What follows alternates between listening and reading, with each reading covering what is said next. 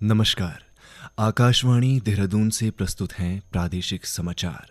पहले मुख्य समाचार। केदारनाथ विधानसभा उपचुनाव के लिए मतदान आज। विधानसभा क्षेत्र के 75% बूथों की सीसीटीवी से होगी निगरानी। मुख्यमंत्री पुष्कर सिंह धामी ने कहा, युवाओं का कौशल विकास राज्य सरकार का प्रमुख एजेंडा है। मत्स्य पालन के क्षेत्र में हिमालयी और उत्तर पूर्व के राज्यों की श्रेणी में उत्तराखंड सर्वश्रेष्ठ राज्य के रूप में चयनित। और स्वास्थ्य मंत्री डॉक्टर धन सिंह रावत ने कहा, सरकार का लक्ष्य अगले 2 वर्षों में राज्य के सभी मेडिकल कॉलेजों में पीजी की 100 सीटें स्वीकृत कराना है। समाचार प्रभात के साथ मैं आशुतोष उनियाल। और अब समाचार विस्तार से।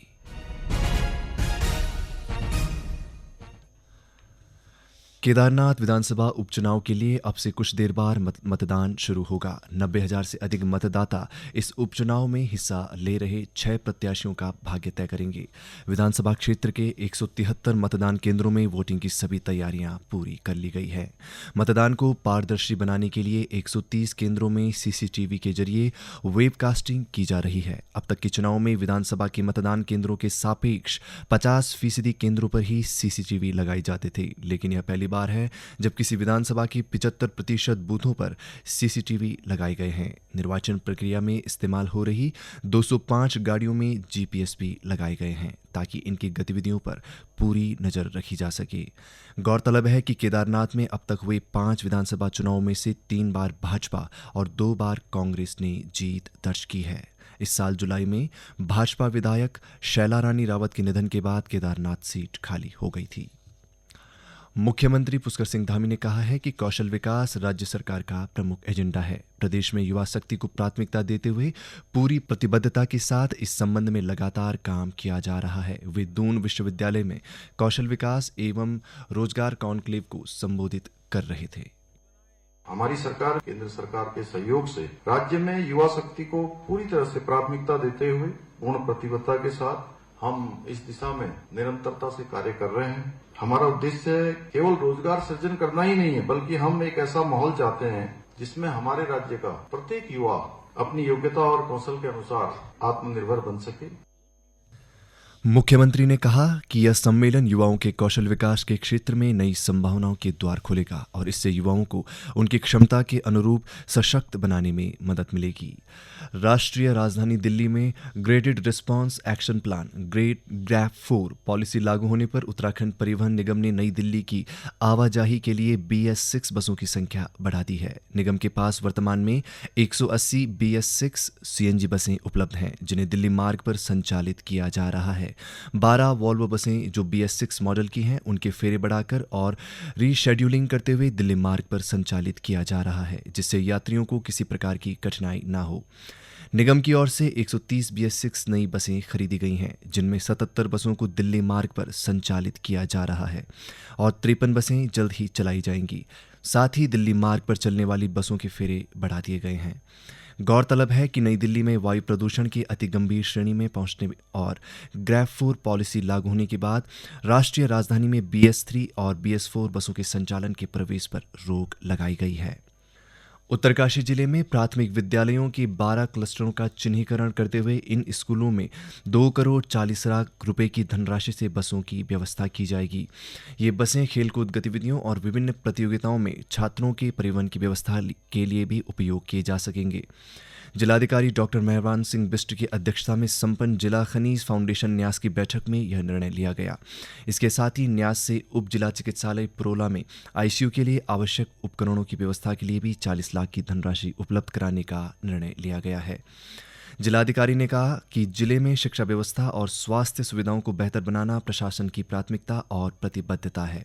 इसके लिए खनीज न्यास की मद से हर संभव सहयोग दिए जाने का निश्चय किया गया है।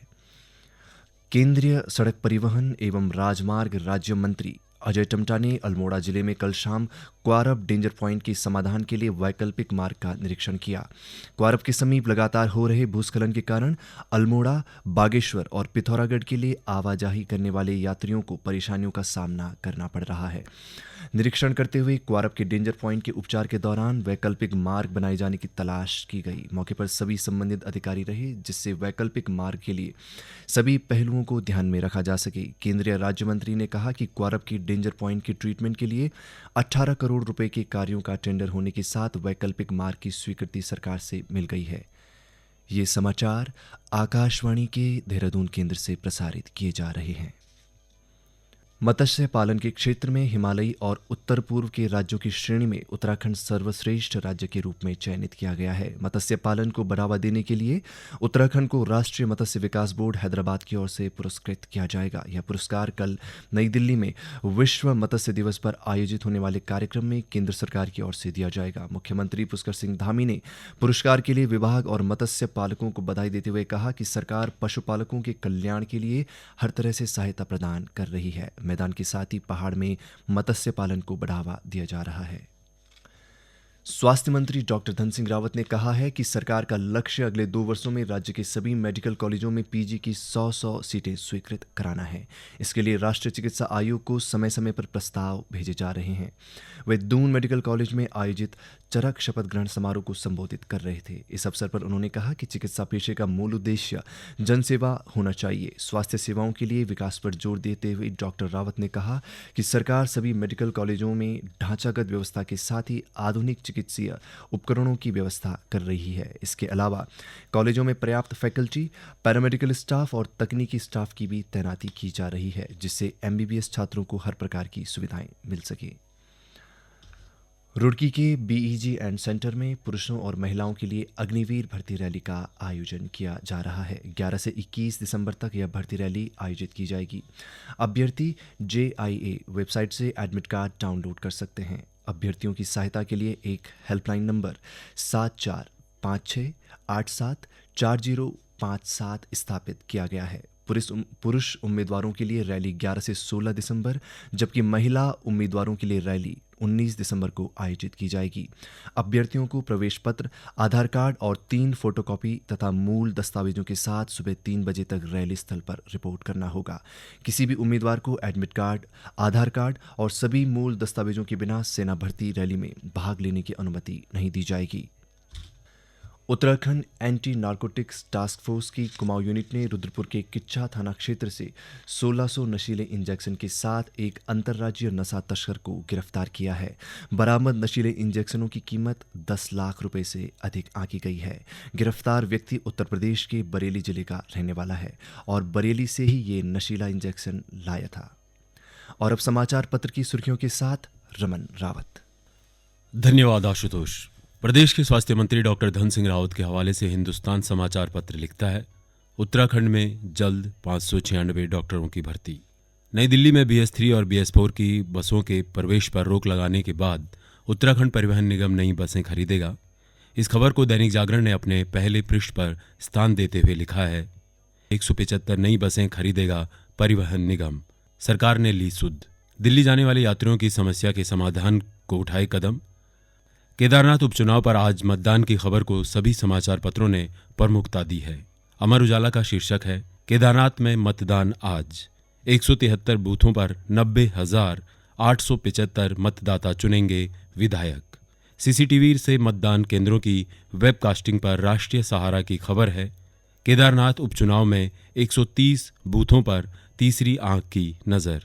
पिथौरागढ़ में प्रादेशिक सेना भर्ती के चलते बसों में युवाओं की भीड़ और पर्याप्त बस न मिलने पर हिंदुस्तान समाचार पत्र लिखता है, टनकपुर में युवाओं ने बसें तोड़ी, हल्द्वानी में लगाया जाम। इसी पर अमर उजाला की खबर है, प्रादेशिक सेना भर्ती, युवाओं को खेतों में बितानी पड़ी रात, होटल, स्कूल और रैन बसेरे सब भरे, युवाओं को झेलनी पड़ी दिक्कतें। दून विश्वविद्यालय के आयोजित फ्यूचर रेडी कॉन्क्लेव पर अमर उजाला ने मुख्यमंत्री के हवाले लिखा है, रोजगार के लिए उद्योग अकादमी का गैप खत्म हो। और अंत में मुख्य समाचार एक बार फिर।